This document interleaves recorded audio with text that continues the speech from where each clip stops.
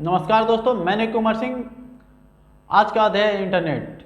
ये अध्याय उन लोगों के लिए खास हो जाता है जो किसी भी कंपटीशन या एडीसीए बीसीए वगैरह वगैरह का तैयारी करते हैं। इस अध्याय के अंदर जानेंगे कि नेटवर्क क्या होता है, नेटवर्क और उसके प्रकार, कौन सा प्रोटोकॉल किस प्रोटोकॉल के लिए यूज किया जाता है, और उस प्रोटोकॉल को खासकर हम चर्चा करेंगे जो इंटरनेट के अंतर्गत यूज किया जाता है। और इंटरनेट के इतिहास और इंटरनेट का परिचय को भी हम लोग एक्सप्लेन करेंगे। और साथ साथ इंटरनेट को एक्सेस करने के लिए इंटरनेट को किस किस माध्यम से हम इंटरनेट का लाभ उठा सकते हैं, और कौन सा ब्राउज़र परफेक्ट होता है किस चीज़ के लिए, और साथ साथ कौन सा ब्राउज़र जो हैकर यूज करते हैं, और इस ब्राउज़र को हम जो भी फंक्शनलिटी होता है उसको एक्सप्लेन करेंगे। जैसे यूआरएल होता है, सर्च होता है, दोनों में अंतर क्या होता है, एचटीटीपी होता है, एचटीटीपीएस होता है, डोमेन क्या होता है, डीएनएस क्या होता है, वेबसाइट क्या होता है, एफटीटीपी क्या होता है। इन चीज़ों को एक एक करके हम जानेंगे।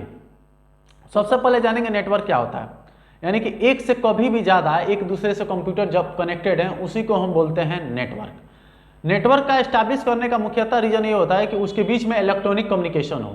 इलेक्ट्रॉनिक कम्युनिकेशन का मतलब ये होता है कि किसी भी प्रकार का फाइल वगैरह वगैरह एक्सचेंज हो, उसी को हम नेटवर्क बोलते हैं। नेटवर्क को कनेक्ट करने के लिए बहुत सारे माध्यम हो सकता है, जैसे कि हम केबल के माध्यम से कनेक्ट कर सकते हैं, रेडियो वेव के माध्यम से कनेक्ट कर सकते हैं, इंफ्रालाइट बीम के माध्यम से कर सकते हैं, सैटेलाइट के माध्यम से कर सकते हैं, वगैरह वगैरह के माध्यम से हम जो भी कनेक्शन एक से अधिक कंप्यूटर के बीच में करते हैं उसी को हम नेटवर्क बोलते हैं। तो मेनली जो नेटवर्क को मुख्यतः तीन भागों में बांटा गया है। लेन यानी कि लोकल एरिया नेटवर्क, मेन यानी कि मेट्रोपॉलिटन एरिया नेटवर्क, और वेन यानी कि वाइड एरिया नेटवर्क। तो सबसे पहले हम जानेंगे लेन। लेन का अर्थ ये होता है कि एक कंप्यूटर दूसरे कंप्यूटर से कनेक्टेड हो, लेकिन एक छोटा सा मतलब समूह के अंदर कनेक्टेड हो। जैसे कि मान लीजिए एक बिल्डिंग हो गया, या एक ऑफिस हो गया, एक स्कूल हो गया।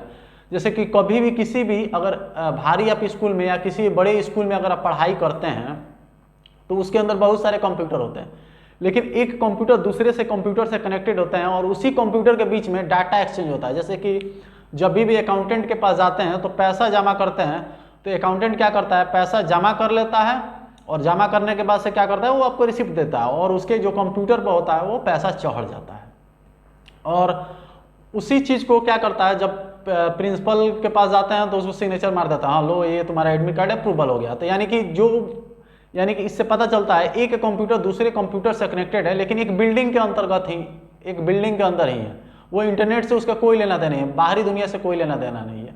तो इस प्रकार का जो भी कनेक्टिविटी होगा दो कंप्यूटर के बीच में, उसी को हम लेन बोलेंगे। जैसे कि यहाँ पर फिगर में देख रहे हैं, एक सर्वर रूम है, यानी कि एक कंप्यूटर है जहाँ डाटा स्टोर है, और एक बिल्डिंग है, एक मान लेते हैं बिल्डिंग है, उसके अंदर 7-8 कंप्यूटर है, और उसके बीच में डाटा एक्सचेंज हो रहा है। इसी प्रकार का कंप्यूटर को क्या बोलेंगे, इसी प्रकार का नेटवर्क को क्या बोलेंगे, लेन बोलेंगे। यानी कि लोकल एरिया नेटवर्क, यानी कि छोटे समूह पर किसी भी बिल्डिंग के अंदर, किसी भी स्कूल के अंदर या लैब के अंदर एक कंप्यूटर दूसरे कंप्यूटर से कनेक्टेड है, उसको हम क्या बोलेंगे, लेन बोलते हैं। अब हम जानेंगे मेन का अर्थ होता है कि एक कंप्यूटर दूसरे कंप्यूटर से कनेक्टेड है, लेकिन यहाँ पर भी नेटवर्क है, लेकिन एक बिल्डिंग से दूसरे बिल्डिंग के बीच में डाटा एक्सचेंज हो रहा है, उसी को क्या बोलेंगे, मेन बोलेंगे। मेन का अर्थ ये होता है कि बहुत बड़ा बिल्डिंग, बहुत बड़ा सिटी एक दूसरे से पूरे को लिंक कर दिया जाता है, तो उस प्रकार का जो कनेक्टिविटी होता है उसको मेन के अंतर्गत हम लाते हैं। जैसे कि मल्टीपल सिटी को कनेक्ट किया जाए, मल्टीपल टाउन को कनेक्ट कर दिया जाए, उसके बीच में जो डाटा एक्सचेंज हो, उस टाइप का कंप्यूटर का क्या बोलेंगे, हम मेन बोलते हैं। एग्जाम्पल के तौर पर मान लीजिए कि राष्ट्रपति भवन है, पार्लियामेंट हाउस है, सुप्रीम कोर्ट है, उनके बीच में जो डाटा एक्सचेंज हो रहा है, एक बिल्डिंग से दूसरे बिल्डिंग के बीच में जो डाटा एक्सचेंज हो रहा है, उस प्रकार का जो कनेक्टिविटी होगा उसको मेन के अंतर्गत हम लाते हैं। जैसे कि हम देख रहे हैं यहाँ पर बहुत सारे बिल्डिंग है, और इनके बीच में क्या हो रहा है, डाटा एक्सचेंज हो रहा है। तो इस प्रकार को नेटवर्क को क्या बोलते हैं, मेन बोलते हैं। अब आता है वेन। वेन का मतलब होता है वाइड एरिया नेटवर्क, यानी कि वाइड एरिया का नेटवर्क का मतलब ये होता है कि एक कंप्यूटर दूसरे कंप्यूटर से कनेक्टेड है, लेकिन वाइड एरिया नेटवर्क है, यानी कि पूरे वर्ल्ड वाइड कनेक्टेड है। जैसे कि वो केबल के माध्यम से भी हो सकता है, ग्लोबली कनेक्टेड है, केबल के माध्यम से हो सकता है, मतलब किसी भी नेटवर्क कनेक्टिविटी के माध्यम से है, लेकिन एक कंप्यूटर दूसरे कंप्यूटर के बीच में जो कनेक्टिविटी है वो है वर्ल्ड वाइड लेवल पर। तो उस प्रकार का कनेक्टिविटी को वेन बोलते हैं। एग्जाम्पल के आधार पर बात करें, जैसे कि मान लीजिए मैंने वीडियो अपलोड किया यूट्यूब पर, तो ये वीडियो जो अपलोड किया मैंने यूट्यूब पर, तो ये जो वीडियो है यूट्यूब कहाँ का है, कैलिफोर्निया का है। तो यानी कि जो वीडियो यूएसए में अपलोड होता है और मैं वीडियो बनाकर अपना मोबाइल मतलब कंप्यूटर ऑफ कर दिया और फिर आप क्या करते हैं उस वीडियो को देखते हैं, तो यानी कि आपके और जो यूट्यूब सर्वर स्टेशन है उसके बीच में एक कनेक्टिविटी क्रिएट हो जाता है। उस प्रकार जो कनेक्टिविटी क्रिएट हो रहा है उसी चीज को तो हम बोल रहे हैं वेन, यानी कि वाइड एरिया नेटवर्क। यानी कि किसी भी दुनिया स्तर पर एक कंप्यूटर दूसरे कंप्यूटर से कनेक्ट हो रहा है उसको हम वेन बोलते हैं कि वाइड एरिया नेटवर्क बोला जाता है। वाइड एरिया नेटवर्क कनेक्ट करने के लिए केबल का भी यूज हो सकता है, सेटेलाइट का भी यूज हो सकता है, टावर वगैरह इसी चीज में आता है, मतलब सेटेलाइट का छोटा फॉर्म में आता है। तो इस प्रकार को क्या बोलते हैं, वेन बोलते हैं। अब हम जानेंगे कि प्रोटोकॉल क्या होता है। एक सेम प्रकार का नेटवर्क है, उसके बीच में जो रूल डिफाइन है कि इस कंप्यूटर और उस कंप्यूटर के बीच में जो डाटा होगा वो इस प्रकार का ही एक्सचेंज होगा, उसी रूल को क्या बोलते हैं, हम प्रोटोकॉल बोलते हैं। एग्जाम्पल के आधार पर बात करें तो जैसे कि मान लीजिए आपका कंप्यूटर है और मेरा कंप्यूटर है, उसके बीच में जो रूल डिफाइन है इसमें वीडियो ही फाइल ही मतलब शेयर होगा, इसमें मैसेज ही शेयर होगा, तो इस रूल को क्या बोलते हैं, प्रोटोकॉल बोलते हैं। तो इसी प्रकार से अगर बांटे तो मुख्यतः 7 प्रकार का प्रोटोकॉल होता है, लेकिन हम दो ही प्रकार का प्रोटोकॉल को चर्चा करेंगे क्योंकि दो प्रकार का ही प्रोटोकॉल इंटरनेट से रिलेटेड है। जो आता है एक एप्लीकेशन प्रोटोकॉल आता है, एक नेटवर्क प्रोटोकॉल आता है। एप्लीकेशन प्रोटोकॉल के अंदर आ जाता है HTTP आता है, FTP आता है, STMP आता है और टेलनेट आता है। और नेटवर्क प्रोटोकॉल के अंदर आता है IP आता है और IPX आता है। और हम इसके बाद जानेंगे, मतलब इंटरनेट को इंट्रोड्यूस करने के बाद से सबसे अंत में जानेंगे इस वीडियो के, ठीक है। अब हम स्टार्ट करते हैं कि अब हम जानेंगे इंटरनेट का इतिहास।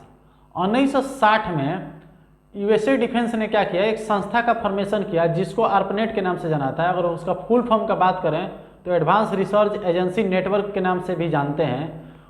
इस एजेंसी को इसलिए बनाया गया क्योंकि इस एजेंसी का काम ये था कि 2 यूनिवर्सिटी के बीच में सेम प्रोजेक्ट पर डाटा को एक्सचेंज किया जा सके। एग्जाम्पल के आधार पर बात करें तो मानते हैं कि एक यूनिवर्सिटी है पटना में है, दूसरा यूनिवर्सिटी दिल्ली में है। दोनों यूनिवर्सिटी के बीच में डाटा आसानी से एक्सचेंज किया जा सके क्योंकि वो दोनों सेम प्रोजेक्ट पर काम कर रहे हैं और सेम प्रोजेक्ट पर काम कर रहे हैं, तो दोनों के बीच में अगर डाटा एक्सचेंज होगा तो जब डाटा एक्सचेंज होगा तो जो प्रोजेक्ट होगा वो बहुत तेज़ी से पड़ेगा, नहीं तो इस तरह फाइल ट्रांसफ़र करना पड़ेगा, फिर लेके आना पड़ेगा, जाना पड़ेगा। और इससे क्या होगा, जो बीच वाला जो थर्ड पार्टी होगा उसको क्या करेगा, फाइल को डुप्लीकेट भी कर सकता है। तो इसलिए ARPANET को स्थापना किया गया क्योंकि वो क्या करे, एक ऐसा 2 कंप्यूटर के बीच में नेटवर्क एस्टैब्लिश करे जो आसानी से क्या हो, डाटा एक्सचेंज हो जाए। और उन्होंने पहला बार क्या किया, ARPANET ने क्या किया, 4 कंप्यूटर को एक दूसरे से कनेक्टेड किया। जब 4 कंप्यूटर को जब एक दूसरे से कनेक्टेड किया तो उनके बीच में जो डाटा एक्सचेंज हो रहा था उनमें इशू आ रहा था। क्यों इशू आ रहा था, क्योंकि उस समय जो कंप्यूटर था उसके अंदर कोई रूल नहीं था कि उसके अंदर डाटा एक्सचेंज हो। तो उन्होंने क्या किया, एक IP का फॉर्मेशन किया कि मतलब IP क्या करता है, हर एक कंप्यूटर को एक अलग आइडेंटिटी दे देता है कि ये कंप्यूटर है इसका अलग आइडेंटिटी है, ये कंप्यूटर है इसका अलग आइडेंटिटी, यानी कि उसका एक अलग पहचान दे देता है। एग्जाम्पल के आधार थोड़ा सा समझते हैं कि यूनिक आइडेंटिटी क्या होता है। जैसे कि अगर मेरा मोबाइल में 2 नंबर है, ये पिछले बार भी एग्जाम्पल दिया था, मेरे मोबाइल में 2 नंबर है, अगर किसी व्यक्ति को कॉल करते हैं तो एक ही नाम से 2 व्यक्ति हैं, तो कॉल करते हैं तो जिस व्यक्ति को कॉल करेंगे उसी को लगेगा क्योंकि उसका जो नंबर है वो यूनिक है। दोनों व्यक्ति का क्या नाम है, नाम एक है लेकिन नंबर अलग है।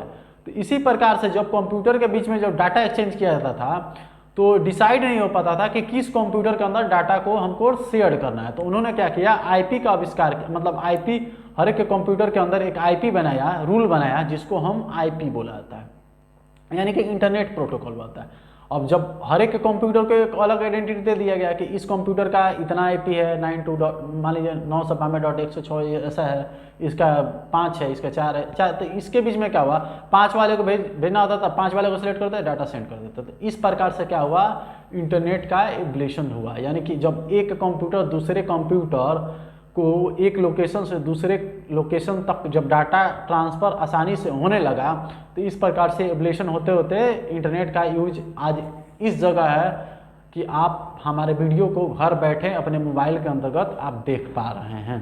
ये एक इंटरनेट का सबसे अच्छा एग्जाम्पल है। अब हम जानेंगे इंटरनेट का परिचय। मैंने अभी जान गया कि इंटरनेट के इतिहास क्या होता है। अब हम जानेंगे इंटरनेट का परिचय। तो इंटरनेट का अगर परिचय का बात करें तो अब हम जानेंगे इंटरनेट का परिचय। इंटरनेट का परिचय का अगर बात करें, एक कंप्यूटर दूसरे कंप्यूटर से कनेक्टेड है, वर्ल्ड वाइड लेवल पर कनेक्टेड है, तो उसी को बोलेंगे, क्या बोलेंगे, यानी कि इंटरनेट बोलेंगे। यानी कि जो भी अब हम जानेंगे इंटरनेट क्या होता है।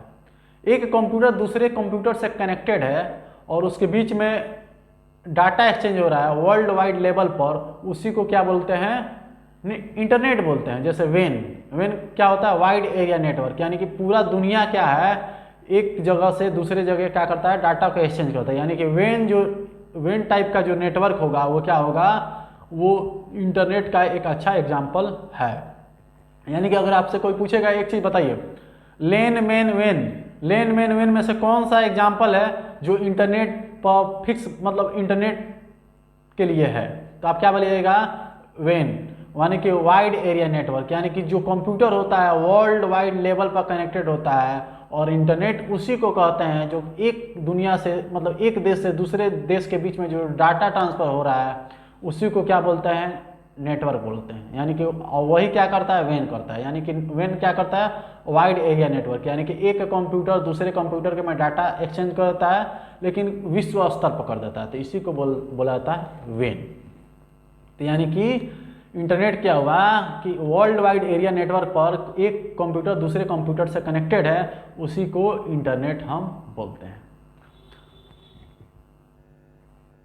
अब हम जानेंगे कि इंटरनेट का एक्सेस करने के लिए, इंटरनेट को आपको चलाने के लिए किन किन माध्यमों का,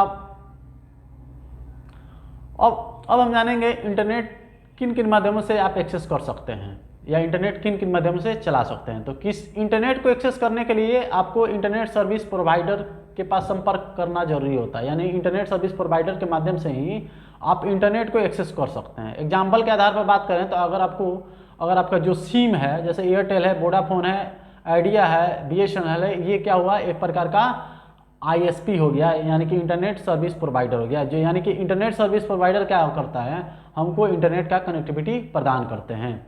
तो इंटरनेट का कनेक्टिविटी कितने प्रकार के होते हैं, डायल अप कनेक्शन होता है, DSL कनेक्शन होता है, केबल कनेक्शन होता है, सैटेलाइट कनेक्शन होता है। डायल अप कनेक्शन क्या होता है, डायल अप कनेक्शन का अर्थ ये होता है कि कोई भी किसी भी प्रकार से इंटरनेट को एक्सेस कर रहे हैं, लेकिन वो माध्यम क्या है, वो केबल हो, तो उस कनेक्टिविटी को क्या करते हैं, डायल अप कनेक्शन कहते हैं। DSL यानी कि जो ब्रॉडबैंड होता है, BSNL का जो ब्रॉडबैंड आमतौर या हर एक जगह शहरों में पाया जाता है, वो ब्रॉडबैंड कनेक्शन होता है, उसको DSL कनेक्शन बोला जाता है। और जो ब्रॉडबैंड कनेक्शन होता है वो DSL कनेक्शन से, डायल अप कनेक्शन से फास्ट होता है। यानी कि DSL कनेक्शन फास्ट होता है डायल अप कनेक्शन से, यानी कि ब्रॉडबैंड कनेक्शन को हम DSL कनेक्शन भी बोलते हैं। और होता है केबल कनेक्शन। केबल कनेक्शन को हम टीवी केबल कनेक्शन भी बोल सकते हैं। जैसे कि अगर आप इंटरनेट लेते हैं तो आपके लोकल एरिया नेटवर्क में अलग अलग सर्विस प्रोवाइडर होते हैं जो क्या करते हैं, आपको केबल के माध्यम से इंटरनेट प्रोवाइड करते हैं, और वो केबल के माध्यम से आप टीवी भी चला सकते हैं और क्या कर सकते हैं, इंटरनेट भी यूज कर सकते हैं। तो वो केबल कनेक्शन बोला जाता है। वो केबल दो प्रकार के होते हैं, एक नॉर्मल केबल होता है, एक फाइबर केबल होता है। फाइबर केबल का अर्थ ये होता है कि जो इंटरनेट का कनेक्टिविटी मिल रहा है वो फाइबर के अंदर मिल रहा है, यानी कि फाइबर केबल के माध्यम से मिल रहा है। यानी कि जो उसमें लाइट के माध्यम से क्या होता है, डाटा ट्रेवल्स होता है, उसी को फाइबर केबल बोला जाता है। नॉर्मल केबल क्या होता है, उसके अंदर तार होता है, जैसे कॉपर का होता है, और कॉपर हो सकता है, एल्युमिनियम हो सकता है, ठीक है। तो वो क्या होगा, वो केबल कनेक्शन होगा। अब आता है सेटेलाइट कनेक्शन। जैसे अगर जो मोबाइल में अगर हम इंटरनेट यूज कर रहे हैं वो क्या हो गया, सेटेलाइट कनेक्शन हो गया। यानी कि इंटरनेट को हम सेटेलाइट कनेक्शन के माध्यम से भी हम इंटरनेट सर्विस प्रोवाइडर से ले सकते हैं या वाईफाई के माध्यम से ले सकते हैं। तो ये क्या हुआ, ये सेटेलाइट कनेक्शन के अंतर्गत आता है। अब हम जानेंगे कि ब्राउज़र, यानी कि अब हम तो जान गए इंटरनेट का इतिहास, इंटरनेट का परिचय, इंटरनेट को कनेक्शन भी ले लिए हैं। अब हमको क्या करना है, इंटरनेट का उपयोग करना है। तो इंटरनेट को एक्सेस करने के लिए, यानी कि अगर आपको गूगल खोलना है तो आप क्या कीजिएगा, सबसे पहले किसी ना किसी ब्राउजर को खोलिएगा। वो ब्राउजर हो सकता है क्रोम भी हो सकता है, फायरफॉक्स भी हो सकता है, ओपेरा भी हो सकता है, मैक्सथॉन भी हो सकता है, यूसी यूनियन भी हो सकता है। कोई भी ब्राउजर के माध्यम से भी हम इंटरनेट को एक्सेस करते हैं। यानी कि अगर आपको इंटरनेट का उपयोग करना है तो कोई ना कोई ब्राउजर का होना अनिवार्य होता है। यानी कि अगर आपसे कोई पूछेगा, एक चीज़ बताइए, अगर हमको इंटरनेट यूज करना है तो आप कहिए किसी भी ब्राउजर को ओपन कीजिए और सर्च कीजिए या यूआरएल को टाइप कीजिए, तो क्या होगा, हम इंटरनेट का एक्सेस कर सकते हैं। यानी कि इंटरनेट का प्रयोग करने के लिए किसी ना किसी ब्राउजर का होना जरूरी होता है। ठीक है, तो हम सबसे पहले जानेंगे कि ब्राउजर करता क्या है। ब्राउजर क्या करता है, हमारे वेबसाइट होता है और हमारा जो कंप्यूटर होता है उसमें क्या होता है, एक कनेक्टिविटी क्रिएट करता है। वो कनेक्टिविटी क्रिएट करता है और ब्राउजर के माध्यम से क्या कर सकते हैं, हम यूआरएल के माध्यम से वेबसाइट को खोल सकते हैं या सर्च के माध्यम से वेबसाइट को सर्च करके हम खोल सकते हैं। ठीक है, यानी कि जैसे कि आपको google.com या किसी दूसरे अन्य वेबसाइट को खोलना होगा, जैसे हमारा ही वेबसाइट खोलना होगा hyperinstitute.in, तो आप इस वेबसाइट को खोलने के लिए कहाँ जाइएगा, किसी ना किसी ब्राउजर के अंदर जाइएगा, सर्च इंजन के अंदर जाइएगा। आप क्रोम के अंदर जाइएगा, फायरफॉक्स के अंदर जाइएगा, उसके अंदर जाइएगा, google.com लिखिएगा, google.com के अंदर मेरा वेबसाइट लिखिएगा hyperinstitute.in, तो ये खुल जाएगा। तो ये क्या हुआ, ये हम यानी कि इंटरनेट को एक्सेस करने के लिए किसी ना किसी ब्राउजर का होना अनिवार्य होता है। अब हम जानेंगे कि सबसे अच्छा ब्राउजर कौन सा है। सबसे अच्छा ब्राउजर फायरफॉक्स है, उसके बाद से क्रोम है, उसके बाद से यूसी यूनियन है, अगर ब्राउजर है। तो ज़्यादातर जो मतलब डेवलपर होते हैं, वेबसाइट बनाने वाले होते हैं, जो इंटरनेट चलाने वाले होते हैं, वो फायरफॉक्स का ही उपयोग करते हैं। ठीक है, तो अगर आप जब प्रोफेशनल एक इंटरनेट आप चलाना चाहते हैं तो आप फायरफॉक्स का उपयोग कर सकते हैं। ब्राउजर अब आता है कि वेबसाइट को हम दो माध्यम से खोल सकते हैं। वेबसाइट को कितने माध्यम से खोल सकते हैं, दो माध्यम से। एक होता है बाय सर्च इंजन और by direct typing the URL. यानी कि वेबसाइट को हम दो माध्यम से ओपन कर सकते हैं, एक यूआरएल में सर्च करके, एक बाय द सर्च इंजन। तो सबसे पहले समझते हैं कि सर्च इंजन क्या होता है। जैसे कि गूगल, बिंग, याहू, ये सब क्या है, सर्च इंजन है। अब सर्च इंजन होता क्या है, सर्च इंजन का अर्थ ये होता है कि वर्ल्ड वाइड लेवल पर, यानी कि दुनिया में जितनी भी वेबसाइट हैं उसके अंदर कुछ ना कुछ इन्फॉर्मेशन है। हर एक वेबसाइट अलग अलग पर्पज के लिए बनाया गया है, लेकिन हमको ये नहीं पता है कि किस वेबसाइट के अंदर कौन सा इन्फॉर्मेशन अवेलेबल है। जैसे अगर हमको इंटरनेट के बारे में जानकारी चाहिए तो हम गूगल में क्या करेंगे, सर्च करेंगे व्हाट इज इंटरनेट, तो गूगल के अंदर आएगा इंटरनेट इज समथिंग वगैरह, तो आप क्या करेंगे, वहाँ से पढ़ेंगे। तो जो आपने सर्च किया गूगल के अंदर, वो गूगल के अंदर सर्च किया, तो गूगल क्या है, एक सर्च इंजन है। तो गूगल क्या करता है, दुनिया में जितना वेबसाइट है उसमें से सर्च करके क्या करता है, रिजल्ट ला देता है। एग्जाम्पल के आधार पर बात करें, एक दुकानदार है, तो दुकानदार के पास क्या करता है, अलग अलग कंपनियों का प्रोडक्ट अवेलेबल होता है, लेकिन दुकानदार क्या करता है, आप जो प्रोडक्ट मांगते हैं वो क्या करता है, ला कर दे देता है। यानी कि उसके दुकान के अंदर सब सामान रखा हुआ है, लेकिन दुकानदार क्या करता है, ला कर आपको दे देता है। तो गूगल भी इसी प्रकार से करता है। दुनिया में बहुत सारे वेबसाइट हैं, दुनिया में लाखों अरबों वेबसाइट हैं, हर एक वेबसाइट के अंदर डाटा है, वो ही सर्च करते हैं। गूगल क्या करता है, दूसरे वेबसाइट से उसी चीज़ को पता कर लेता है कि ये डाटा मतलब कहाँ है, ये इन्फॉर्मेशन कहाँ है, उसी को सर्च करके क्या करता है, सर्च रिजल्ट में आपको डिस्प्ले कर देता है। और इसी को क्या बोलते हैं, हम सर्च इंजन बोलते हैं। यानी कि सर्च इंजन क्या करता है, किसी भी इंफॉर्मेशन को आसानी से हमको फाइंड आउट करने में हेल्प करता है। अगर दूसरे सौंदर्य में बात करें तो हम वेबसाइट को डायरेक्ट यूआरएल के माध्यम से भी एक्सेस कर सकते हैं। यूआरएल का फुल फॉर्म होता है uniform resources locator. Uniform resources locator यानी कि किसी ना किसी बिंदु को डायरेक्ट, यानी किसी ना किसी रिसोर्स को क्या कर रहा है, डायरेक्ट लोकेट कर देता है। जैसे एग्जाम्पल hyperinstitute.in, अगर आप गूगल सर्च इंजन में लिखेंगे तो उसके रिलेटेड लिखेगा hyperinstitute.in 10th अगर कोर्सेज का, फिर उस पर क्लिक कीजिएगा, तब क्या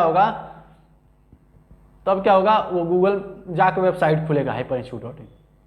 अगर वही आप, जैसे कि हम यहाँ पर देख रहे हैं, ये हम फायरफॉक्स ब्राउजर खोल रखे हैं, इसके अंदर डायरेक्ट हम URL में टाइप करेंगे hyperinstitute.in, तो डायरेक्ट क्या होगा, सर्च होगा और डायरेक्ट वेबसाइट खुल जाएगी। यानी कि ये जो हम वेबसाइट खोले हैं डायरेक्ट इसको ओपन किए, तो यानी कि इसको हम कह सकते हैं हम डायरेक्ट इस वेबसाइट को URL के माध्यम से हम ओपन कर रखे हैं।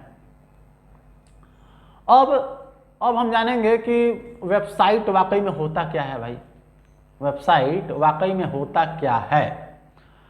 वेबसाइट बात करें तो इंटरनेट पर जो भी इंफॉर्मेशन है उसको हम वेबसाइट बोलते हैं। क्या बोलते हैं, वेबसाइट का अर्थ क्या होता है कि इंटरनेट पर एक IP पर एक इंफॉर्मेशन को एक प्रकार का इकट्ठा किया गया है, उसी को क्या बोलते हैं, वेबसाइट बोलते हैं। यानी कि अनदर वर्ड में वेबसाइट की बात करें आसान शब्दों में, तो जो भी इंटरनेट पर जो सूचना है एक पर्टिकुलर IP पर, उसी को क्या बोलते हैं, वेबसाइट बोलते हैं। जैसे कि hyperinstitute.in, hyperinstitute.in क्या है, एक प्रकार का वेबसाइट है, जो ये वेबसाइट एजुकेशन के रिलेटेड कंटेंट आपको प्रोवाइड करता है। तो ये क्या हुआ, एक प्रकार का वेबसाइट हो गया जो एजुकेशनल वेबसाइट है। अब हम जानेंगे डोमेन क्या होता है। डोमेन क्या होता है, जैसे कि hyperinstitute.in, google.com, wikipedia.com, flipkart.in, amazon.in, तो .in के बाद जो भी चीज लगता है जैसे .in, .com, .net, तो इसको बोलता है TLD, मतलब टॉप डोमेन लेवल। यानी कि ये भी एक प्रकार का डोमेन है। जो टोटल मेरा नाम हुआ hyperinstitute.in, ये क्या हुआ, एक डोमेन हुआ। अगर उसको पार्ट वाइज कर दें तो .com क्या होगा, TLD हो गया। यानी कि ये आइडेंटिफाई कराता है डॉट के बाद वाला, ये कि जो मेरा वेबसाइट है वो किस प्रकार का है। इन का मतलब होता है इंडिया, कॉम का मतलब होता है कम्युनिकेशन, .net का मतलब होता है इंटरनेट, ठीक है।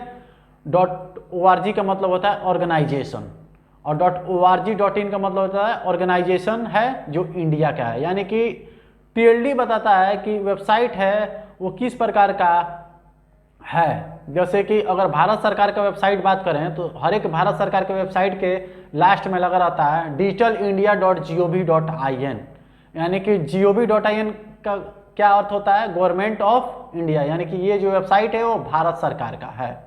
यानी कि TLD ये आपको बताता है कि वेबसाइट है वो किस प्रकार का है या किसका है, या कौन इसको रूल ओवर करता है। .in का मतलब है जो भी वेबसाइट है वो इंडिया लेवल पर है, तो यानी कि ये आइडेंटिफाई कराता है।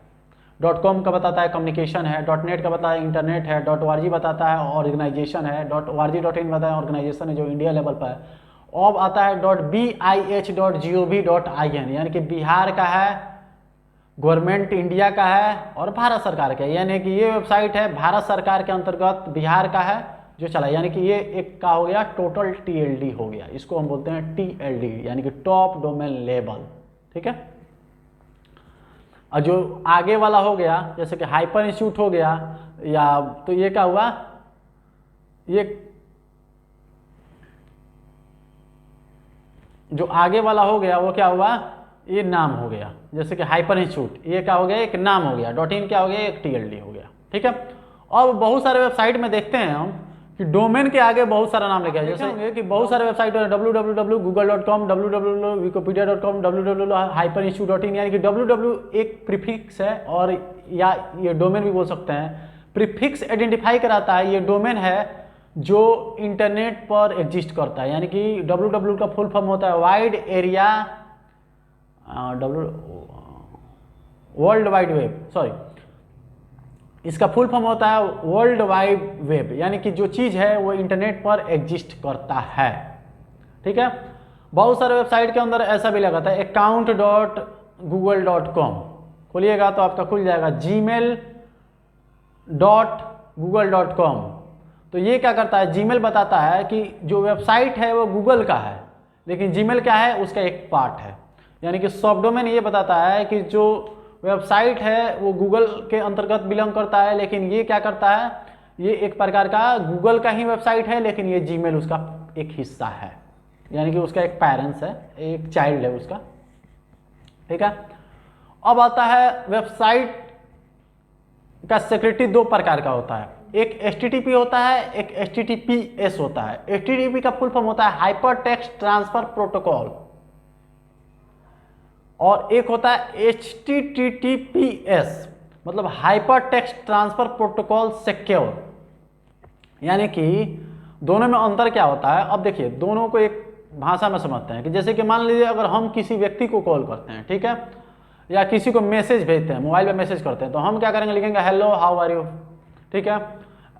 तो क्या होगा कि वो चला जाएगा उसके पास, हेलो हाउ आर यू भेजेंगे तो उसके पास चला जाएगा। लेकिन ये जो मैसेज जाएगा तो बीच वाला व्यक्ति होगा, अगर मतलब भाई देवे मान लीजिए कोरियर के माध्यम से भेजते हैं, तो बीच वाला व्यक्ति उसको खोल के भी मैसेज को दे सकता है, देख सकता है कि नहीं। तो इंटरनेट के बीच में जो डाटा शेयर हो रहा है वो इस प्रकार से ही शेयर होता है, यानी कि one IP to another IP data share होता है।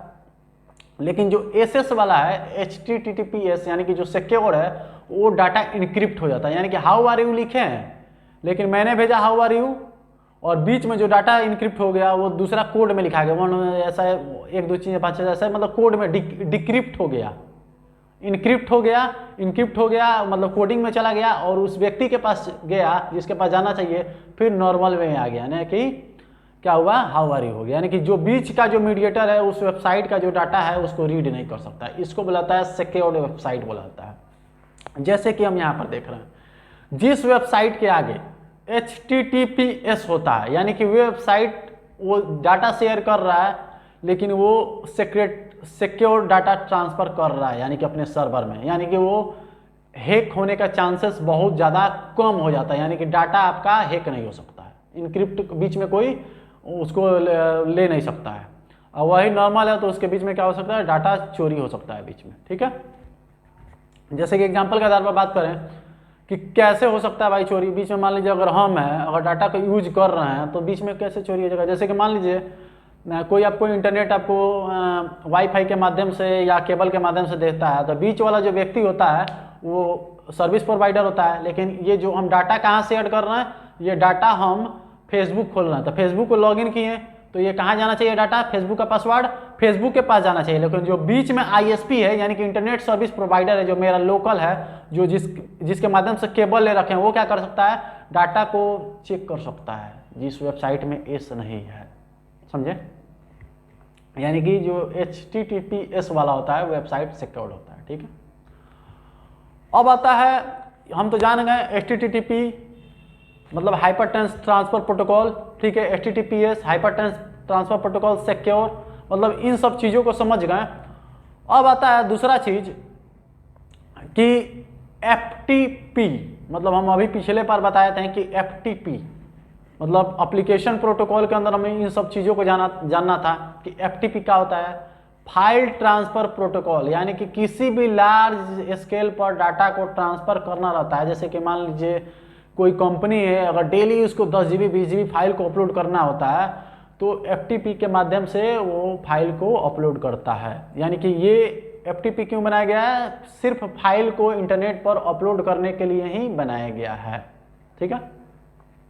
यानी कि अब अभी हम बताते कि ब्राउजर क्या करता है। ब्राउजर 2 प्रकार का ही इंफॉर्मेशन को एक्सेस ज़्यादातर करता है, HTTP HTTPS के। FTP को डाटा को ये क्या कर सकता है, एक्सेस नहीं कर सकता है। HTTP यानी कि अगर आपको सर्वर पर अगर फाइल को आपको अपलोड करना है तो उसके लिए फाइल जिला टाइप का सॉफ्टवेयर को यानी को एक्सेस करना पड़ता है। यानी कि किसी भी सर्वर पर आपको फाइल को अपलोड करना पड़ता है तो फाइल जिला का आप उपयोग कर सकते हैं, और भी बहुत सारे एप्लीकेशन होते हैं, ठीक है। अब आता है STMP, यानी कि STMP का मतलब ये होता है कि जो भी ईमेल अगर ट्रांसफर होता है, जो ईमेल, जैसे कि मान लीजिए हमारे और आपके बीच में जैसे Gmail हो और हम एक कनेक्शन एस्टैब्लिश कर रहे हैं, सिर्फ मेलिंग का सर्विस हो, ठीक है, तो वहाँ पर इस प्रकार का मतलब क्या बोलता है, रूल्स डिफाइन होता है, प्रोटोकॉल डिफाइन होता है, ठीक है। तो ये अलग अलग प्रकार का प्रोटोकॉल था और आपको हमने IP का फुल फॉर्म बता ही रखा है, IP का उपयोग बता ही रखा है, ठीक है। अब हमारा आता है कि होस्टिंग क्या होता है। सबसे इंपॉर्टेंट इस मतलब अध्याय का सबसे इंपॉर्टेंट प्रश्न है। अब सवाल आता है, इस अध्याय का सबसे इंपॉर्टेंट सवाल आता है कि मतलब इंटरनेट काम कैसे करता है भाई, जैसे कि अगर मान लीजिए हम अगर किसी को हाई मैसेज भेजें, अगर मेरा मोबाइल स्विच ऑफ हो जाता है तो अभी भी उसको हाई चला जाता है इंटरनेट के माध्यम से। ये कैसे होता है? होता है ना, जाता है ना भाई, हाँ जाता है, ऑफ होता है तो ठीक है। यानी कि किसी को व्हाट्सएप के माध्यम से मैसेज अगर भेजते हैं तो वो जाता है, तो कैसे चला जाता है? ऑफ होता है तो यानी कि कहीं ना कहीं तो डाटा स्टोर हो रहा है। या यूट्यूब पर अगर वीडियो अपलोड कर रहे हैं तो मेरा लैपटॉप तो ऑफ हो गया, तो आप उसके बाद भी देख रहे हैं, तो यानी कि इससे ये पता चलता है कहीं ना कहीं जो मेरा वीडियो है वो कहीं ना कहीं स्टोर हो रहा है। तो अभी मेरा लैपटॉप ऑफ होने के बाद से क्या कर रहे हैं, आप हमारे फाइल को, हमारे वीडियो को आप देख पा रहे हैं। तो ये कैसे होता है?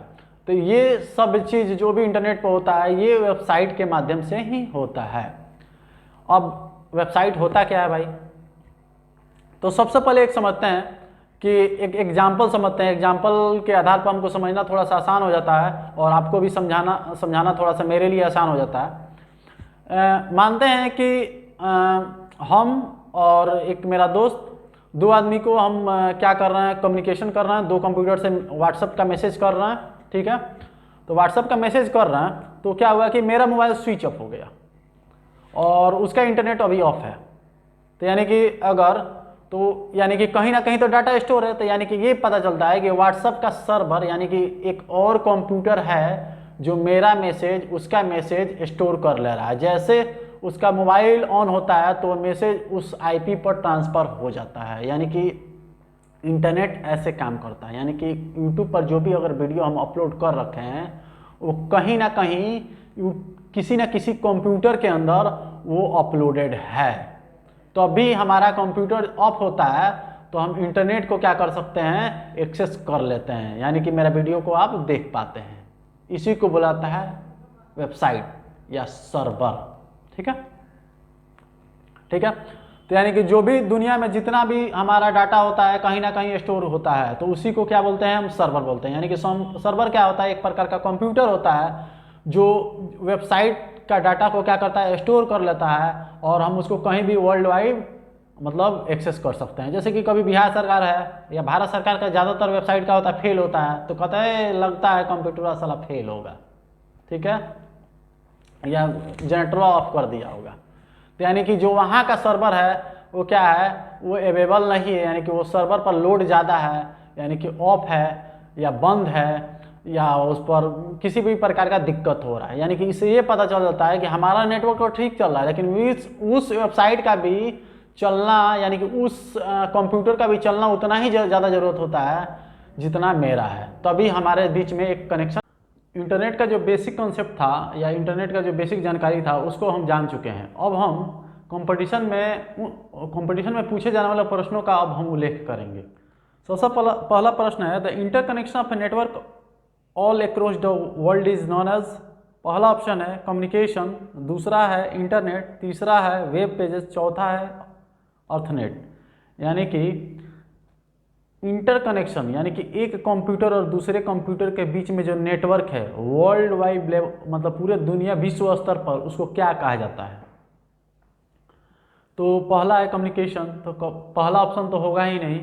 दूसरा है इंटरनेट यानी कि इंटरनेट, तीसरा ऑप्शन सी यानी कि दूसरा ऑप्शन ही आंसर होगा, इसलिए क्योंकि नेटवर्क ऑफ कंप्यूटर को जो वर्ल्ड वाइड लेवल पर जो कनेक्ट होता है उसको बोलते हैं हम वेन बोलते हैं, और यहाँ पर जो वेन है वो ऑप्शन नहीं है, इसलिए यहाँ पर ऑप्शन बी ही आंसर होगा, इंटरनेट।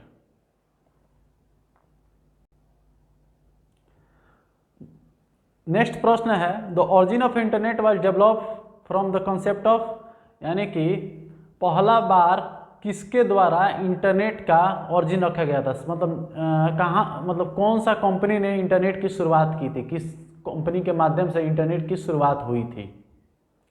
तो माइक्रोसॉफ्ट तो हुआ नहीं था, IBM के द्वारा हुआ नहीं था, ARPANET के द्वारा हुआ था, यानी कि तीसरा ऑप्शन है यहाँ पर ARPANET। ARPANET का अगर फुल फॉर्म का बात करें तो advance research project agency network होता है, और ये यूएसए के द्वारा गठित किया गया था 1960 में, क्योंकि रिसर्च जो एक दूसरे यूनिवर्सिटी के रिसर्च होता था तो उसके बीच में डाटा को एक्सचेंज करने के लिए यूएसए डिफेंस ने क्या किया था, एक कमेटी गठन किया था, एक टीम बनाया था, एक संस्था बनाया था जिसको हम ARPANET के नाम से जानते हैं। तो यहाँ पर तीसरा ही ऑप्शन होगा ARPANET। नेक्स्ट प्रश्न है 1969 ARPANET was develop by which country, मतलब ARPANEट है वो किस देश के द्वारा डेवलप किया गया था। तो अगर बात करें तो फ्रांस के द्वारा डेवलप किया गया नहीं था, पहला ऑप्शन। दूसरा इंग्लैंड है, तीसरा यूएसए है, चौथा रसिया है। तो ARPANEट है वो यूएसए डिफेंस के द्वारा डेवलप एक संस्था कमेटी गठन किया गया था और एक संस्था डेवलप किया गया था उनके आदेश पर। तो इसलिए यहाँ पर ऑप्शन होगा सी यानी कि यूएसए। नेक्स्ट प्रश्न है what is the full form internet. Internet का जो फुल फॉर्म होता है यानी कि इंटरनेट को अगर पूर्ण रूप में अगर उसको कहें तो क्या कह सकते हैं। तो इंटर कॉन्टिक्चुअल नेटवर्क पहला ऑप्शन है, इंटरनल नेटवर्क, तीसरा है इंटरकनेक्टेड नेटवर्क और चौथा ऑप्शन है इंटरनेशनल नेटवर्क। तो इसमें से आंसर होगा इंटरकनेक्टेड नेटवर्क, क्योंकि इंटरकॉन्टिक्चुअल नेटवर्क का मतलब ये होता है, इसमें ऑप्शन होगा इंटरकनेक्टेड नेटवर्क यानी कि एक कंप्यूटर दूसरे कंप्यूटर से कनेक्टेड होता है वर्ल्ड वाइड लेवल पर यानी कि मैन नेटवर्क पर। इसलिए यहाँ पर ऑप्शन होगा सी यानी कि इंटरकनेक्टेड नेटवर्क। नेक्स्ट प्रश्न है what is the major use of internet, यानी कि इंटरनेट का मुख्य उपयोग क्या है। ऑप्शन है शेयरिंग ऑफ डाटा इन्फॉर्मेशन, पहला ऑप्शन है। दूसरा ऑप्शन है ब्राउजिंग द वेब पेजेस, तीसरा है sending end receiving the email, चौथा है सोशल नेटवर्किंग और पांचवा ऑप्शन है ऑल ऑफ द अबव। यानी कि यहाँ पर इंटरनेट का कौन कौन सा उपयोग है, डाटा शेयरिंग के लिए, सूचना को शेयरिंग के लिए भी उपयोग किया जाता है, वेब पेजेस यानी कि किसी भी वेबसाइट को ओपन करने के लिए भी यूज़ किया जाता है, दूसरा ऑप्शन। तीसरा है डाटा को या ईमेल को रिसीव करने के लिए भी यूज़ किया जाता है। सोशल नेटवर्किंग यानी व्हाट्सएप पर मैसेज वगैरह करने के लिए भी किया जाता है, यानी कि इसका आंसर होगा पांचवा यानी कि ऑल ऑफ द अबव, यानी कि पूरे जो ऊपर ऑप्शन है वो सभी क्या है यहाँ पर सही है। चौथा है नेक्स्ट प्रश्न है the transmission of a file from one computer system to the another computer our to a server so far the others can see our retrieve is called. यानी कि एक दूसरे कंप्यूटर के बीच में जो फाइल का जो लेन देन होता है और जिसको हम क्या कर सकते हैं उसको मतलब हम लेते हैं, जो मान लीजिए एक कंप्यूटर दूसरे कंप्यूटर के बीच में जो फाइल है वो ट्रांसमिशन हो रहा है यानी कि शेयर्ड हो रहा है और उस फाइल को हम क्या कर रहे हैं डाउनलोड कर रहे हैं, तो उसको हम क्या कहेंगे, उसको क्या करते हैं लेते हैं, उसको क्या कहेंगे। ऑप्शन है यहाँ पर डाउनलोडिंग, शेयरिंग, अपलोडिंग, सेंडिंग ए फाइल। यानी कि जब भी अगर किसी फाइल को अगर हम इंटरनेट से लेते हैं तो डाउनलोडिंग नहीं होगा, क्योंकि उस फाइल को हम अपने कंप्यूटर यानी कि रैम के अंदर हम क्या कर रहे हैं, रोम के अंदर क्या कर रहे हैं डाउनलोड कर रहे हैं। नेक्स्ट प्रश्न है the transmission of a file to our computer from the internet is called. यानी कि इंटरनेट से जब भी फाइल का ट्रांसमिशन किया जाता है, मतलब हम लेते हैं किसी फाइल को या ट्रांसमिट करते हैं अपने कंप्यूटर में, तो उसको क्या कहता जाता है अपलोडिंग, डाउनलोडिंग, रिसीविंग फाइल और डिसेविंग। इसमें क्या कहता है, अभी जो पिछला वाला ऑप्शन था सेमी प्रश्न है, यानी कि यहाँ पर भी ऑप्शन बी ही होगा उत्तर। नेक्स्ट प्रश्न है each computer on a network is recognised by unique. यानी कि कंप्यूटर का जो यूनिक आइडेंटिटी होता है वो क्या होता है। IP address, HTTPS, WWW. IP का फुल फॉर्म होता है इंटरनेट प्रोटोकॉल और एड्रेस का मतलब होता है पहचान। यानी कि यहाँ पर होगा पहला ही प्रश्न होगा, क्योंकि आईपी क्या करता है हर एक कंप्यूटर को एक अलग आइडेंटिटी उसको देता है और अलग आइडेंटिटी देता है, इसलिए यहाँ पर पहला ही ऑप्शन सही होगा। नेक्स्ट प्रश्न है a computer communicates with other computer on the internet through, यानी कि एक कंप्यूटर दूसरे कंप्यूटर से जो कम्युनिकेट करता है किस चीज़ के माध्यम से कम्युनिकेट करता है, आईपी, टीसीपी आईपी, एचटीटीपी या वेब ब्राउज़र, यानी कि किस माध्यम से इंटरनेट पर जो कंप्यूटर होता है वो कम्युनिकेट करता है। तो यहाँ पर पहला ऑप्शन है आईपी, दूसरा ऑप्शन है टीसीपी/आईपी, तीसरा ऑप्शन है एचटीटीपी, चौथा ऑप्शन है वेब ब्राउज़र। तो पहला का फुल फॉर्म होता है, अभी हम बताएं कि इंटरनेट प्रोटोकॉल क्या होता है, एक अलग आइडेंटिटी होता है हर एक कंप्यूटर का।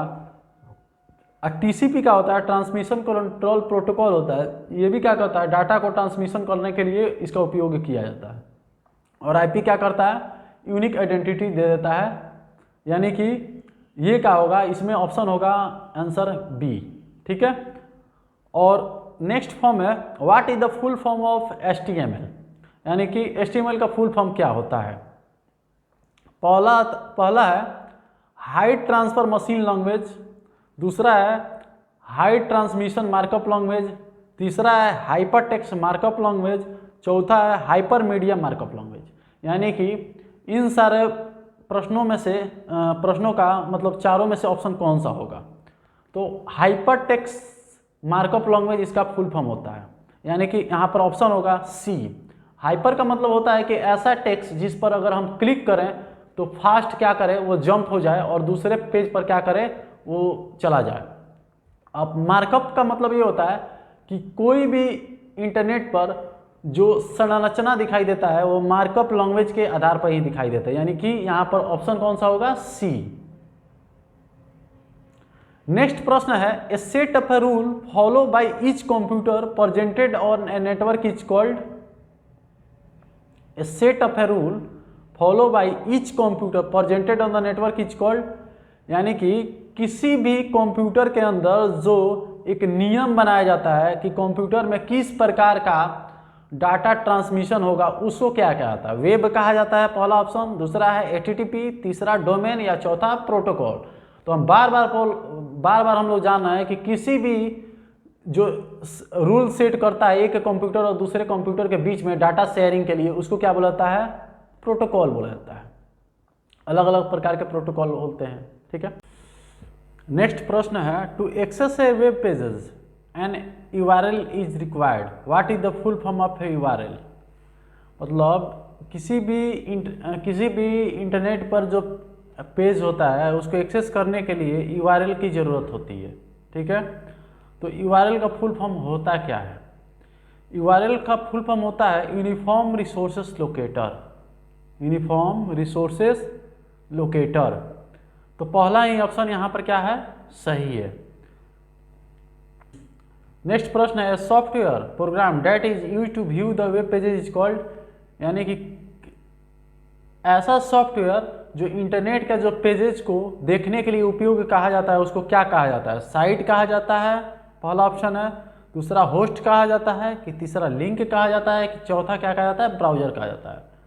तो चौथा ऑप्शन यहाँ पर सही होगा, क्योंकि किसी भी वेबसाइट को ओपन करने के लिए हमको क्या होता है, किस चीज़ का ज़रूरत होता है, ब्राउज़र का ज़रूरत होता है। इसलिए यानी कि ब्राउज़र ही इसमें से क्या है, एक सॉफ्टवेयर है जो कि वेब पेजेस को हम इसको खोल के क्या कर सकते हैं, देख सकते हैं।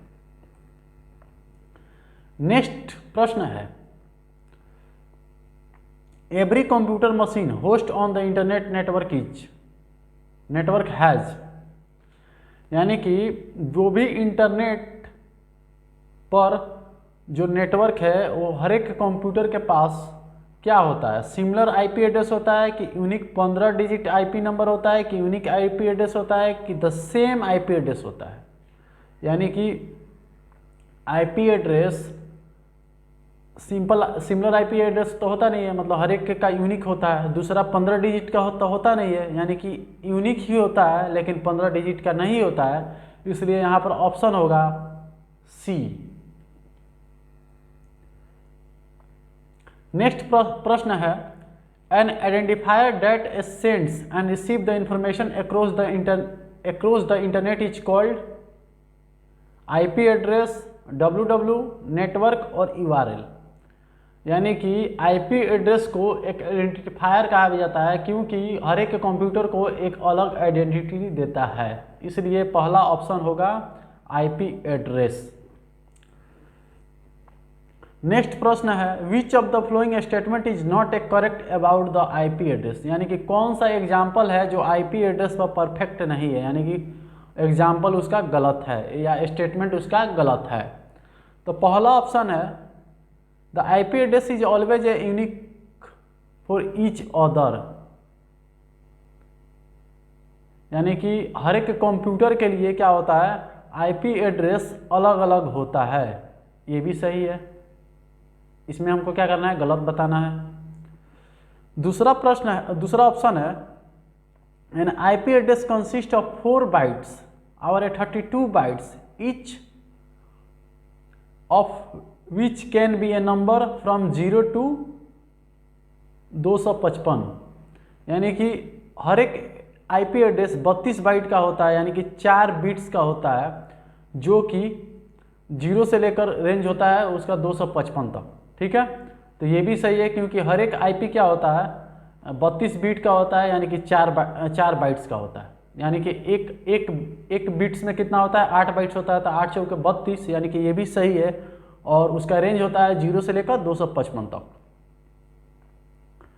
और तीसरा ऑप्शन है फॉर ब्राउजिंग और sending an email an IP address assigned to the computer is required, यानी कि किसी भी इंटरनेट पर ब्राउजिंग करने के लिए या ईमेल को सेंड करने के लिए हर एक कंप्यूटर के अंदर आईपी का होना जरूरी है। तो क्या है ये भी सही है। लास्ट है ऑल आर करेक्ट, यानी कि पहला दूसरा तीसरा सही है, इसलिए यहाँ पर ऑप्शन क्या होगा 4 होगा, ऑल द करेक्ट, यानी कि सभी क्या है यहाँ पर सही है, यहाँ पर इसीलिए ऑप्शन होगा all the correct. Are mostly use by web page, email and gaming server, dynamic, statics, mac या बोथ ए एंड बी, यानी कि यहाँ पर डायनेमिक का मतलब ये होता है जो क्या होता है चेंज होता है, स्टैटिक्स का मतलब होता है स्थिर होता है, मैक क्या है एक प्रकार का कुछ है ही नहीं, ठीक है, एक टाइप ऑफ क्या है टाइप ऑफ क्या है सॉफ्टवेयर है, एप्लीकेशन सिस्टम सॉफ्टवेयर है। तो यहाँ पर ऑप्शन कौन सा होगा बी होगा, यानी कि जो आईपी एड्रेस होता है वो क्या होता है यूनिक होता है, और क्या होता है यूनिक के साथ क्या होता है वो कभी भी चेंज नहीं होता है।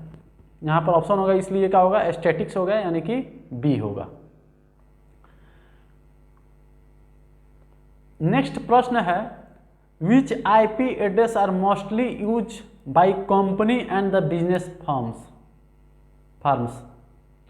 मतलब कौन सा जो आईपी एड्रेस है कंपनी ज़्यादातर कंपनियों के द्वारा यूज किया जाता है। पहला ऑप्शन है स्टैटिक्स, दूसरा ऑप्शन है मैक, तीसरा है डायनेमिक, चौथा है ए एंड बी।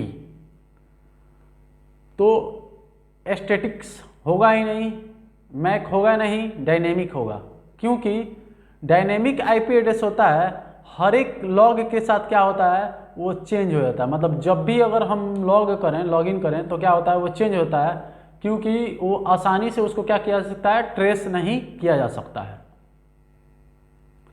नेक्स्ट प्रश्न है who is the father of Wikipedia, मतलब विकिपीडिया का किसका कौन उसका मतलब जनक कहा जाता है, कौन उसका फादर कहा जाता है, किसको जनक मतलब किसके द्वारा विकिपीडिया का मतलब नेम रखा गया था। तो विकिपीडिया का नेम जिमी वेल्स के द्वारा रखा गया था। तो यहाँ पर 4 ऑप्शन में पहला ऑप्शन था जॉन स्मिथ, तीसरा एल्बर्ट ब्राउन, तीसरा जिमी वेल्स, चौथा स्टीफन हॉकिंस। तो यहाँ पर तीसरा ऑप्शन होगा जिमी वेल्स, ठीक है। नेक्स्ट प्रश्न है which device is required to establish an internet connection on the internet, मतलब कौन सा डिवाइस यानी कि यंत्र इंटरनेट का कनेक्टिविटी करने के लिए ज़रूरत होता है। पहला मॉडर्न, दूसरा राउटर, तीसरा आईएसपी, चौथा बोथ ए एंड बी। तो मॉडर्न से क्या करते हैं, हम सिम डालते हैं और सिम के माध्यम से क्या करते हैं, हम अपना नेटवर्क को एक्सेस करते हैं। राउटर के माध्यम से भी क्या कर सकते हैं, अर्थनेट के माध्यम से। या राउटर क्या करता है, वाईफाई आउटपुट देता है, हॉटस्पॉट आउटपुट देता है, और हॉटस्पॉट के माध्यम से क्या करते हैं, हम अपने कंप्यूटर को कनेक्ट करते हैं, और कंप्यूटर को कनेक्ट करने के बाद से क्या करते हैं, उस इंटरनेट का हम यूज करते हैं। और आईएसपी का फुल फॉर्म होता है इंटरनेट सर्विस प्रोवाइडर। और इंटरनेट सर्विस प्रोवाइडर क्या है, इंटरनेट कनेक्शन देने के लिए एक कंपनी है, इसलिए वो तो इंटरनेट कनेक्शन लेने के लिए नहीं, एक कंपनी है। और इसलिए यहाँ पर ऑप्शन होगा पहला मोडम और राउटर, इसलिए यहाँ पर ऑप्शन 4 होगा, यानी कि पहला और दूसरा दोनों ही क्या सही है, इसलिए यहाँ पर ऑप्शन 4 होगा सही। नेक्स्ट प्रश्न है, a device that is use to convert a digital signal. मतलब कौन सा यंत्र है जो डिजिटल सिग्नल को एनालॉग सिग्नल में मतलब कन्वर्ट करने के लिए यूज किया जाता है। Keyboard, router, modern, light pen. तो यहाँ पर होगा कीबोर्ड के माध्यम से हम क्या करते हैं, डाटा को हम कंप्यूटर के अंदर इनपुट देते हैं। राउटर क्या करता है, हमारे कंप्यूटर को क्या करता है, शेयर कर देता है डाटा को, मतलब कनेक्टिविटी बनाता है, एक से ज़्यादा मल्टीपल बना देता है राउटर। मोडम क्या करता है, हमारा जो डिजिटल सिग्नल है उसको एनालॉग सिग्नल में क्या करता है, कन्वर्ट कर देता है। तो यहाँ पर होगा मॉडम। ठीक है। अब नेक्स्ट प्रश्न है, what is the full form ISP. मतलब आईएसपी का फुल फॉर्म क्या होता है। तो पहला ऑप्शन है इंटरनेशनल सर्विस प्रोवाइडर, तीसरा है अर्थनेट सर्विस प्रोवाइडर, चौथा है इंट्रा सर्विस प्रोवाइडर। तो यहाँ पर आईएसपी का फुल फॉर्म होता है इंटरनेट सर्विस प्रोवाइडर। तो इंटरनेट सर्विस प्रोवाइडर ऑप्शन कहाँ है, डी में है, इसलिए यहाँ पर बी ऑप्शन सही है। नेक्स्ट है internet address is a 8 bit number, 60 bit number, 32 bit number, none of them. अभी हम मतलब इसका इंटरनेट का जो आईपी एड्रेस होता है वो कितना बिट का होता है, 8 बिट का तो होता नहीं है, क्योंकि 4 बिट का एक नंबर होता है। ठीक है, तो यहाँ पर इसलिए होगा 4 बिट इन 8 चौके 32, यहाँ पे इसलिए 8 होगा नहीं, 16 होगा नहीं, यानी कि तीसरा ऑप्शन क्या है, 32 बिट नंबर है। ठीक है, इसलिए यहाँ पर ऑप्शन क्या होगा, 3 होगा। नेक्स्ट प्रश्न है, इन HTTPS एस मीन्स, मतलब अगर HTTP में बात करें तो एस का अर्थ क्या होता है। तो HTTPS का फुल फॉर्म होता है hyper text transfer protocol secure, यानी कि किसी भी इंटरनेट कनेक्शन को एस्टैब्लिश किया जाता है जब हम वेब ब्राउज़र के माध्यम से, तो जो डाटा होता है वो HTTPS के अंदर इनक्रिप्ट होता है, और इसलिए इसको हम क्या बोलते हैं, सिक्योर भी बोलते हैं। तो इसलिए यहाँ पर होगा एस स्टैंड करता है सिक्योर के लिए। नेक्स्ट प्रश्न है, what is the full form NIC। मतलब NIC का फुल फॉर्म क्या होता है। तो NIC का फुल फॉर्म क्या होता है, पहला ऑप्शन है नेटवर्क इंटरकनेक्शन कार्ड, दूसरा है नेटवर्क इंटरनेट कार्ड, तीसरा है नेटवर्क इंटरफेस कार्ड, चौथा है नेटवर्क इंफ्रा कार्ड। तो यहाँ पर अगर NIC का फुल फॉर्म बात करें तो नेटवर्क इंटरफेस कार्ड होता है, इसलिए यहाँ पर ऑप्शन क्या होगा, पहला नहीं होगा, दूसरा नहीं होगा, तीसरा पर क्या दे रखा है, नेटवर्क इंटरफेस कार्ड। तो इसलिए यहाँ पर ऑप्शन होगा सी। नेक्स्ट प्रश्न है, a unique name use in URL that identify website is called, यानी कि किसी भी वेबसाइट को एक अलग पहचान देता है, नाम देता है, URL देता है, उसको हम क्या कहते हैं, वेबसाइट का जो यूनिक पहचान देता है। पहला ऑप्शन है डोमेन नेम, दूसरा है IP, तीसरा है TCP, चौथा है होस्ट। तो डोमेन नेम क्या करता है, पहला ऑप्शन है हर एक वेबसाइट का अलग अलग यूनिक डोमेन नेम होता है, जो कि क्या करता है, जैसे कि hyperinstitute.in, यानी कि दुनिया में hyperinstitute.in नाम का वेबसाइट कोई भी दूसरा नहीं हो सकता है। google.com नाम का वेबसाइट दूसरा नहीं हो सकता, यानी कि पहला ऑप्शन ही सही होगा। नेक्स्ट प्रश्न है which is the full form of DNS in a computer network, यानी कि कंप्यूटर के आधार पर बात करें तो कौन सा कंप्यूटर का मतलब DNS का फुल फॉर्म क्या होगा। अगर कंप्यूटर नेटवर्क के आधार पर बात करें तो कौन सा फुल फॉर्म होगा भाई, domain name system, decimal number system, domain numbering system, dual name system. तो ये रट्टा मारने वाला भाई चीज़ है, तो यहाँ पर ऑप्शन होगा डोमेन नेम सिस्टम, यानी कि क्या करता है, DNS क्या करता है, हर एक डोमेन को एक अलग आइडेंटिटी देता है, ना कि वो नंबर देता है, ना कि नंबर देता है, ना कि नाम देता है। इसलिए पहला ऑप्शन क्या होगा, सही होगा। नेक्स्ट प्रश्न है which of the flowing domain extension is not abbreviated for the country. इसमें कौन सा ऑप्शन है जो डोमेन के अंदर जो किसी कंट्री के लिए उपयोग नहीं किया जाता है, कंट्री के लिए उपयोग नहीं किया जाता है। तो यहां पर है पहला ऑप्शन है .in, दूसरा है US, तीसरा है .com, चौथा है UK। .in इंडिया के लिए यूज किया जाता है, तो ये तो भाई गलत है, यानी कि आंसर होगा ही नहीं। दूसरा है US, यानी कि यूनाइटेड स्टेट के लिए यूज किया जाता है, तो ये भी होगा नहीं। तीसरा है .com, यानी कि कॉम का मतलब होता है कम्युनिकेशन, तो इसलिए क्या होगा, ये ऑप्शन गलत है, इसीलिए ऑप्शन सी होगा। नेक्स्ट प्रश्न है which of the flowing domain name is use for an educational institution. कौन सा जो डोमेन नेम है एजुकेशनल वेबसाइट के लिए यूज किया जाता है, .com, .in, .edu, .inst। .com का मतलब होता है कम्युनिकेशन, तो ये होगा नहीं। इन का मतलब होता है इंडिया, तो ये होगा नहीं। edu का मतलब होता है एजुकेशन, तो ये होगा। और लास्ट में लिखता है INST, तो आपको लगा होगा INST का मतलब इंस्टीट्यूट, तो इंस्टीट्यूट एक डोमेन है ही नहीं, तो इसलिए ऑप्शन होगा सी।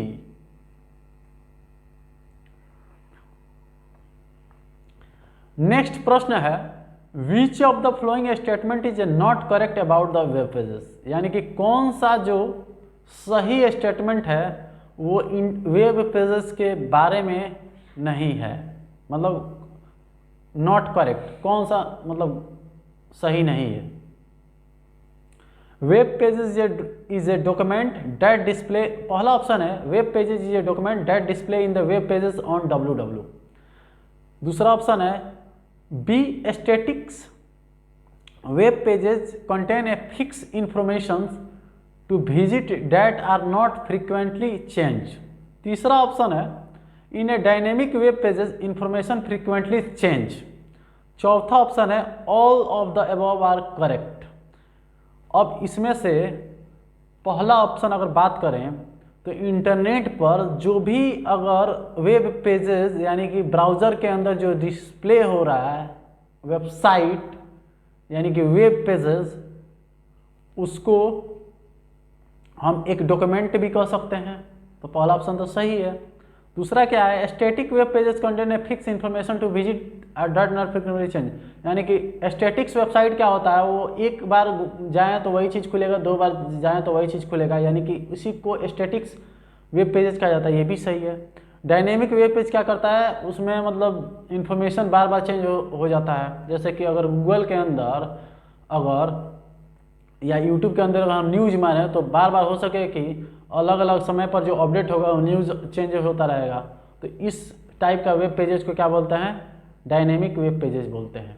ठीक है, यानी कि ऊपर क्या है, अब लास्ट ऑप्शन है all of the above are correct, यानी कि सभी इसमें से क्या है सही है, इसलिए यहाँ पर क्या होगा बाबू लास्ट ऑप्शन ही क्या है, गलत है, क्योंकि सब सही।